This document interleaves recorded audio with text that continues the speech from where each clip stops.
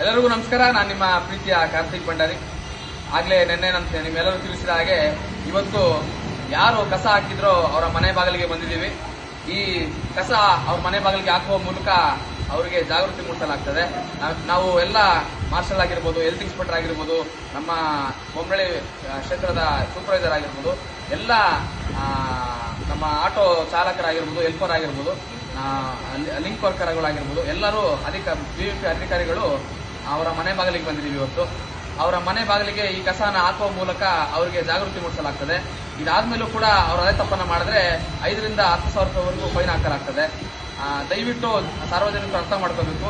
ನಮ್ಮ ಮನೆ ಬಾಗಿಲಿಗೆ ಆಟೋ ಬಂದ್ರು ಕೂಡ ರಸ್ತೆಗಳಲ್ಲಿ ಕಸವನ್ನು ಹಾಕ್ತಾ ಇದ್ರ.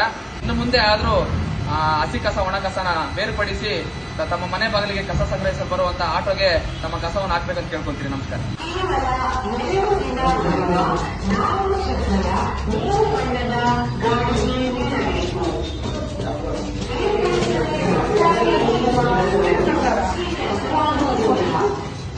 ಇಲ್ಲಿ ನೋಡಿ, ಕೆಳಗಡೆ ಆಟೋ ಬಂದಿದೆ, ಕಸದ ಆಟೋ ಬಂದಿದೆ.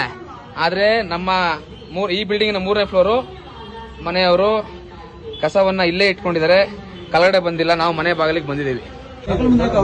ಯಾಕಂದ್ರೆ ನಮಗೆ ಕಸ ತಗೊಂಡು ಹೋದ್ರೆ ನಮ್ಗೆ ಈ ತರ ಮಾಡ್ತಾರೆ ಅಂತ ಹೇಳಿ ಎಲ್ಲ ಸಾರ್ವಜನಿಕರಿಗೂ ಇದೊಂದು ಪಾಠ. ಇನ್ನು ಮುಂದೆ ಬೊಮ್ಮನಹಳ್ಳಿ ಸುತ್ತಮುತ್ತಲಿನ ಯಾರೇ ಸಾರ್ವಜನಿಕರಾಗಿರ್ಬೋದು, ಯಾರಾದ್ರೂ ರಸ್ತೆಗಳಲ್ಲಿ ಕಸ ಹಾಕಿದ್ರೆ ಅವರ ಮನೆ ಬಾಗಿಲಿಗೆ ಕಸವನ್ನ ತಂದು ಸುರಿಯಲಾಗ್ತದೆ ಅಂತ ಹೇಳಕ್ ಇಷ್ಟಪಡ್ತೀನಿ.